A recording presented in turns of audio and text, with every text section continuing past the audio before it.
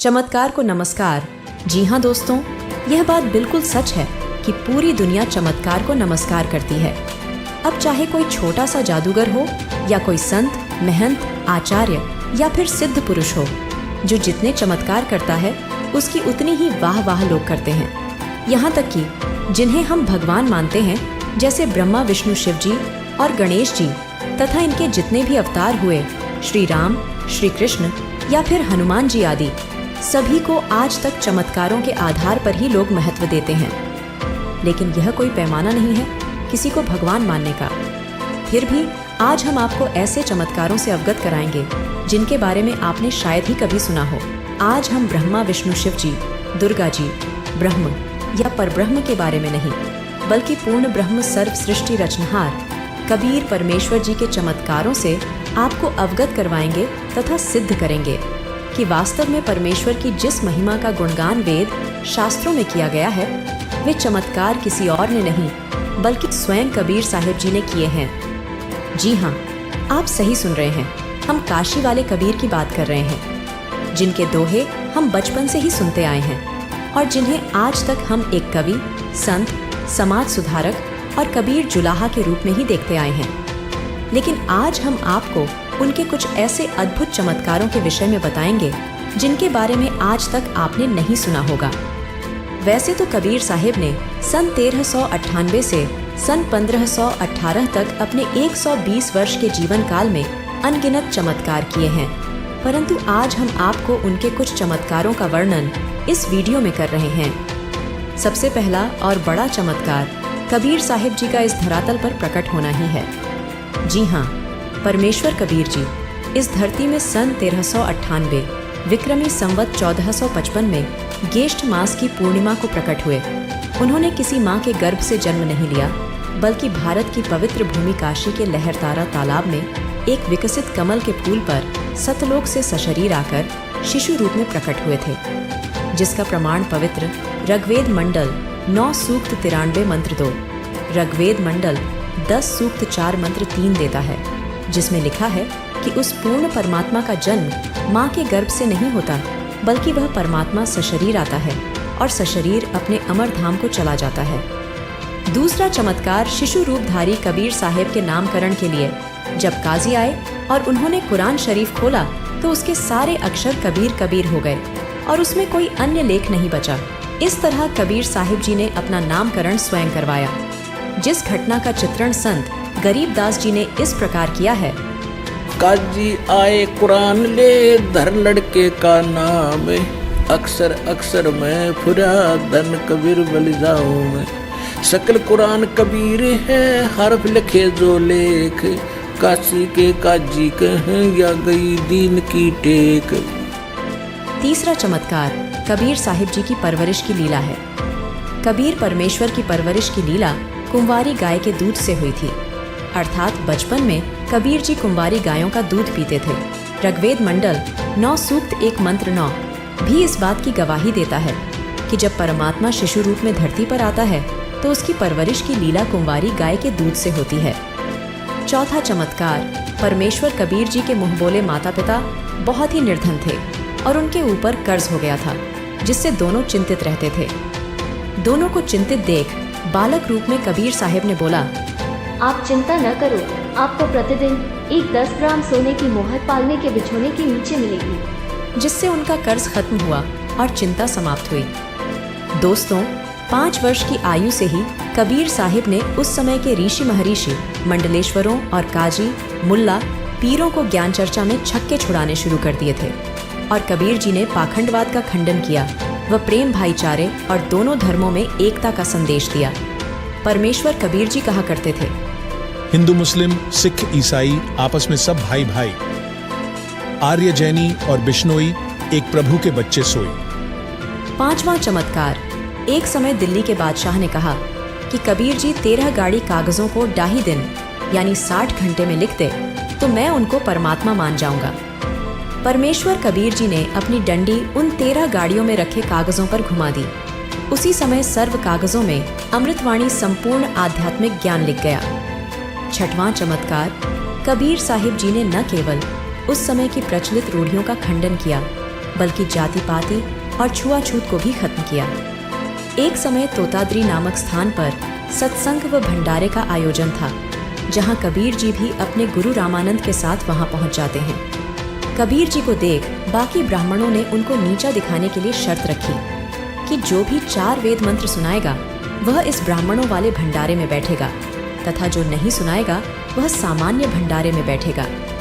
जब कबीर साहिब जी की बारी आई तब उन्होंने पास खड़े भैंसे को बुलाया और उसे थपकी देकर कहा कि भैंसे राम, इनको वेद मंत्र सुनाओ। जिसके बाद भैंसे ने 4 वेद मंत्र सुनाए। तब कबीर साहिब जी ने कहा कि भैंसे ने कायदे से मंत्र सुनाए हैं तो उसे भी ब्राह्मणों वाले भंडारे में बैठने दिया जाए। ये लीला देखकर सभी ब्राह्मण उनके चरणों में गिर पड़े और क्षमा मांगी तथा नाम दीक्षा भी ली। 7वां चमत्कार। एक बार कबीर साहिब जी अपने 2 शिष्यों के साथ अपने शिष्य सम्मन के घर गए। सम्मन तो वैसे बहुत निर्धन था, लेकिन उसकी आस्था कबीर साहिब पर अटूट थी। सम्मन इतना निर्धन था कि बहुत बार तो उसके पास खाने के लिए खाना भी नहीं होता था। उस दिन भी कुछ ऐसा ही हुआ। जब सम्मन की पत्नी नेकी ने देखा कि उधार मांगने पर भी कोई आटा उधार नहीं दे रहा, तो उसने सम्मन और अपने पुत्र सेव को कहा कि आप चोरी कर लाओ, जब हमारे पास आटा होगा तो हम वापस कर देंगे। परंतु जब वह चोरी करने गए तो सेव पकड़ा गया और सम्मन गुरुदेव जी की बदनामी के डर से सेव यानी अपने पुत्र की गर्दन काट दी। और सुबह होते ही नेकी ने भोजन तैयार किया और कबीर साहिब जी को एहसास तक नहीं होने दिया कि वह मर चुका है। खैर, कबीर साहिब परमात्मा है, उनसे क्या छिपा है। कबीर साहिब ने सिर्फ इतना कहा कि आओ सेव, जीम लो, ये प्रसाद प्रेम। शीश कटत हैं चोरों के, साधुओं के नित्य क्षेम। परमेश्वर के इतना कहते ही सेव जीवित होकर पंगत में आकर साथ बैठकर खाना खाने लगा था। 8वां चमत्कार। मुस्लिम धर्म के लोग जीव हिंसा बहुत करते थे और कबीर साहिब इसे अल्लाह के विधान के विरुद्ध बताते थे तथा इसका विरोध करते थे। एक समय दिल्ली के बादशाह सिकंदर लोदी काशी नगरी में आए हुए थे। तब वहाँ के काजी मौलवियों, जो कि कबीर जी से चिढ़ते थे, उन्होंने कबीर साहिब जी की शिकायत सिकंदर लोदी से कर दी। जिसके बाद सिकंदर लोदी ने कबीर जी को बुलाकर कहा कि हमारे नबी मोहम्मद ने तो गाय को जीवित किया था। ऐसा कहकर एक गर्भवती गाय कटवा दी और कहा कि यदि कबीर साहिब अल्लाह है तो गाय को जीवित कर दे। तभी कबीर परमेश्वर जी ने गाय के ऊपर थपकी लगाई, जिसके बाद न केवल गाय बल्कि उसके बछड़े को भी परमेश्वर ने जीवित कर दिया था और गाय का दूध निकालकर बाल्टी भर दी थी।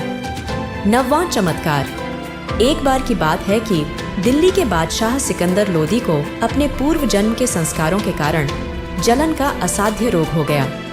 उस भयंकर रोग के इलाज के लिए सिकंदर लोदी सभी पीरों और वैद्यों के पास जा चुके थे, किंतु उसे सभी ने यह उत्तर दे दिया था कि यह रोग तो आपकी मृत्यु के साथ ही खत्म होगा। तब सिकंदर लोदी थक हार कर वीर सिंह बघेल के कहने पर कबीर साहिब के दर्शनार्थ उनके गुरुदेव स्वामी रामानंद जी के आश्रम गया, जहां उसने किसी कारणवश रामानंद जी का सिर काटकर कत्ल कर दिया, किंतु तुरंत ही उसे पछतावा हुआ। कबीर परमात्मा की शक्ति से सभी परिचित थे, जिससे सिकंदर लोदी दुखी होकर एवं डर कर सामने से आते कबीर साहिब के चरणों में गिर गया और रोने लगा। तब कबीर साहिब ने अपने आशीर्वाद मात्र से सिकंदर लोदी का रोग ठीक कर दिया था और इस घटना को जानकर भी कबीर साहिब ने कुछ नहीं कहा और भीतर जाकर रामानंद जी से कहा कि उठो गुरुदेव, आरती का समय हो रहा है। कबीर साहिब के इतना कहते ही रामानंद जी की गर्दन धड़ से जुड़ गई और वह जीवित हो गए। इस चमत्कार के बाद सिकंदर लोदी ने परमेश्वर कबीर साहिब से दिल्ली चलने की प्रार्थना की और नाम दीक्षा भी ली। 10वां चमत्कार। दिल्ली के बादशाह सिकंदर लोदी का पीर शेख तकी कबीर साहिब से बहुत ईर्ष्या करता था। उसने एक बार कहा कि मैं कबीर साहिब को तब अल्लाह मानूंगा जब मेरे सामने वह मुर्दे को जीवित कर देंगे। तभी उसी समय नदी में एक लड़के का शव तैरता दिखाई देता है, जिसे कबीर साहिब ने वहां उपस्थित हजारों सैनिकों के सामने उसको जीवित कर दिया था। फिर कुछ दिन बाद कबीर साहिब ने शेख तकी की कब्र में दफन बेटी को भी हजारों लाखों लोगों के समक्ष जीवित किया था।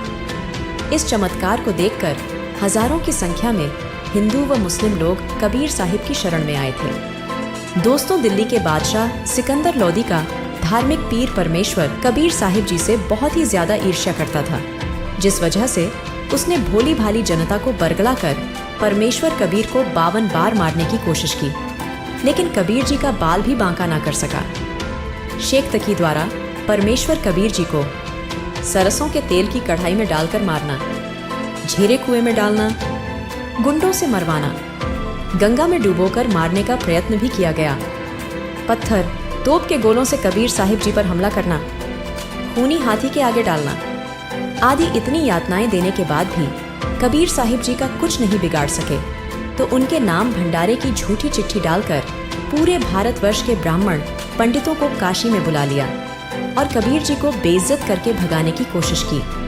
परंतु परमेश्वर कबीर जी ने वहां भी चमत्कार किया और 18 लाख लोगों को 3 दिन भंडारा करवाया और तत्वज्ञान भी समझाया।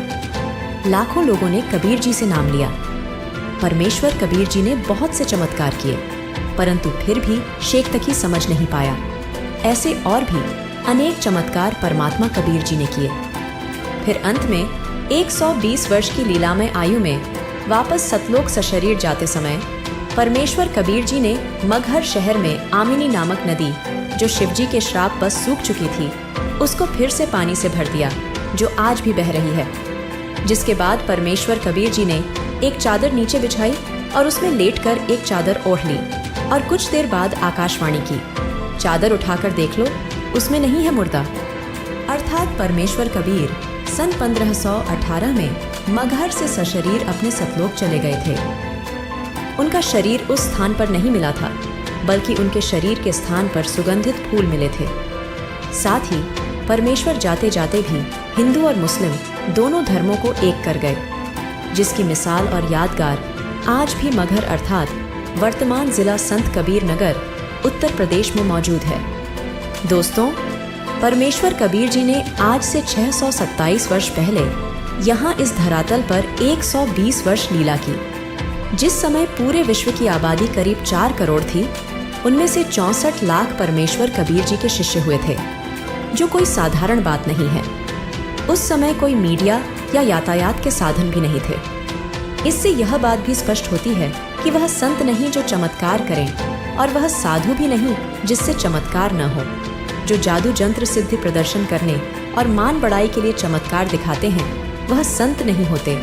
संत वह होते हैं जो चमत्कार करते नहीं, परंतु उनके आशीर्वाद और उनके दिए नाम का सुमिरन करने से उनके अनुयायियों को अपने आप चमत्कार होते हैं। ऐसे ही एक महान संत आज पूरे विश्व में परमेश्वर कबीर जी द्वारा दिया तत्वज्ञान दे रहे हैं और सतभक्ति बता रहे हैं, जो कोई और नहीं बल्कि जगत गुरु तत्वदर्शी संत रामपाल जी महाराज जी हैं, जिनकी शरण में आने से उनके अनुयायियों को अनेक लाभ होते हैं और उनके साथ अनेकों चमत्कार होते हैं। बहुत से अनुयायियों को जीवन दान देने वाले संत रामपाल जी महाराज स्वयं पूर्ण ब्रह्म परमेश्वर कबीर साहिब जी हैं, जो काम कबीर परमात्मा आज से 627 वर्ष पूर्व किया करते थे, वही काम आज संत रामपाल जी महाराज जी कर रहे हैं। धन्यवाद।